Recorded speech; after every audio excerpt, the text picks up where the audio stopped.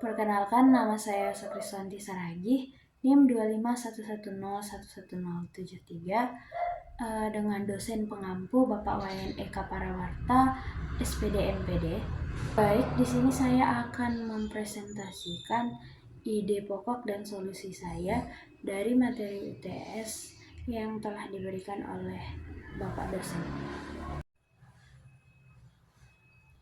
Adapun yang menjadi soal pertama yaitu jelaskan secara komprehensif hakikat, tujuan, dan fungsi layanan bimbingan dan konseling yang seharusnya diterapkan di sekolah tersebut.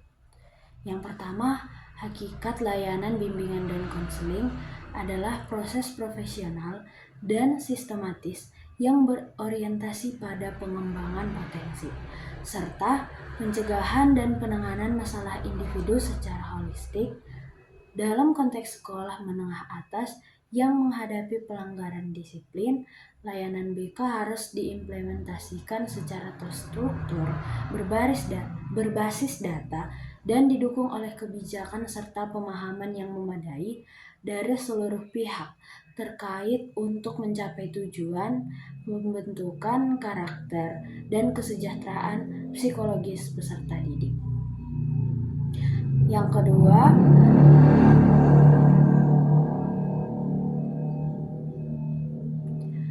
kedua, adapun tujuan layanan bimbingan dan konseling yang harus diterapkan, yaitu 1.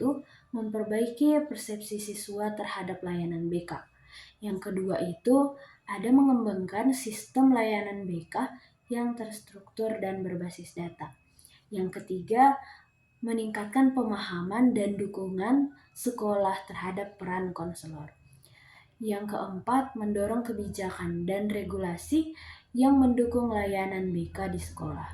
Yang kelima, meningkatkan kesejahteraan psikologis dan karakter positif siswa.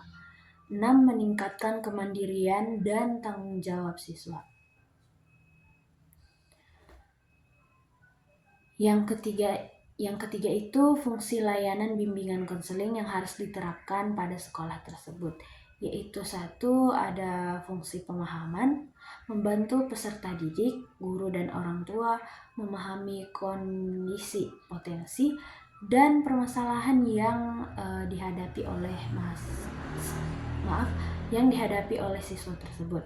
Yang kedua, ada itu fungsi pencegahan, di mana mencegah munculnya masalah melalui informasi, pendidikan nilai, dan pembinaan karakter. Yang ketiga itu ada fungsi pengembangan, yaitu untuk membantu peserta didik mengembangkan potensi diri, sikap positif, keterampilan hidup, dan motivasi belajar siswa.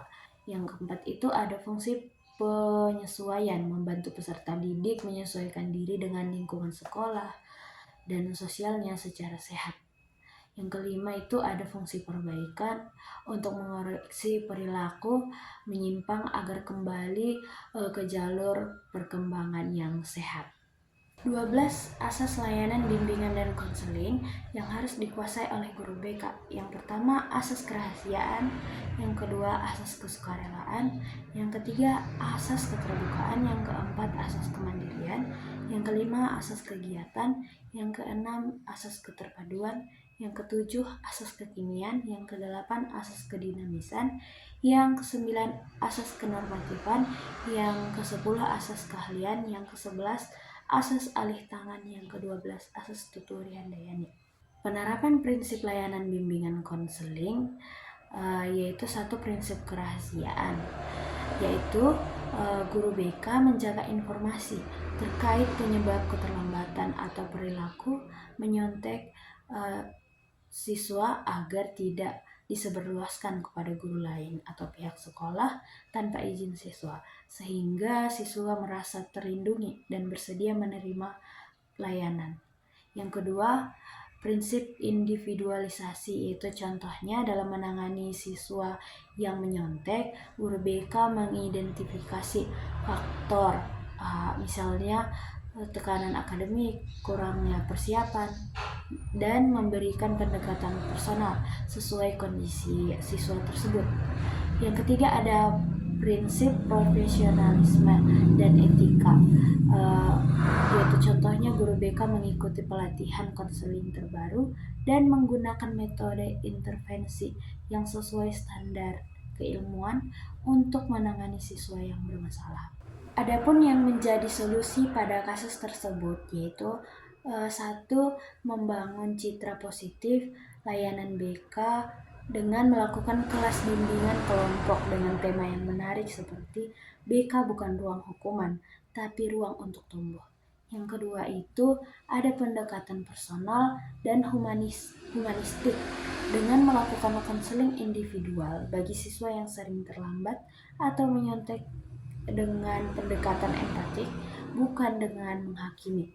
Yang ketiga itu ada layanan responsif dan preventif buat kelompok dengan contoh membuat kelompok belajar kecil atau mentoring sebaya untuk memotivasi siswa dalam belajar yang rendah dalam pembelajaran yang rendah. Yang keempat itu menggunakan alat asesmen sederhana yaitu dengan membagikan bagian formulir Google atau kuesioner singkat untuk memperjelas minat belajar siswa dan kebiasaan siswa.